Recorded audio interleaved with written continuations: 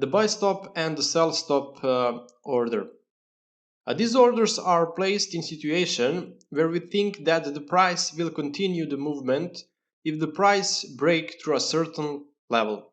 For example, if we believe that the price will continue to rise if it broke the previous peak, then we will set up a buy stop order. Or if we believe that the price will continue to decline if it breaks the previous bottom, then we will set up the sell stop order. As in the previous two examples, we will present graphically what is the expected movement when we set up a buy stop order. We will click on the new order, then pending order, and select the buy stop. In the field at price, we will enter desired level. In our case, that is 114.5. Stop loss will be set up at the level of 111 and take profit at 118. And we will click on the bottom place. Now we can see our buy stop order. If the price jumps and exceeds the level of order, our position will be opened. If the price continues to rise and reaches our take profit, our trade will be closed with profit.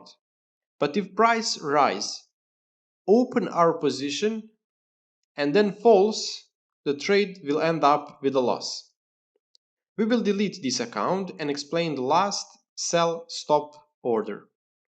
For example, if we expect that the price will continue to decline when it reaches previous bottom, we will set up sell stop order. Okay, let's present that graphically. Click on the bottom new order, then pending order, and then select the sell stop. In the field at price, we will enter the amount of 108.2.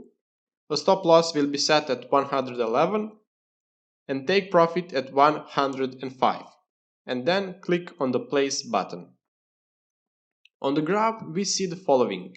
Green line is our sell stop order that will be activated if price falls to a level that we have set up. In our case, that is the level of previous bottoms. If price continue to fall and hit the take profit, we will achieve the profit. But if the price back up and hits the stop loss, we will finish trade with a loss. This would be all as far as it concerns pending orders. Just to mention that we used stop loss and take profit option in these examples. Of course, you do not have to use them. These orders can be placed without stop loss and take profit, but our recommendation is to use them. If you don't want to use take profit, then at least use a stop loss option.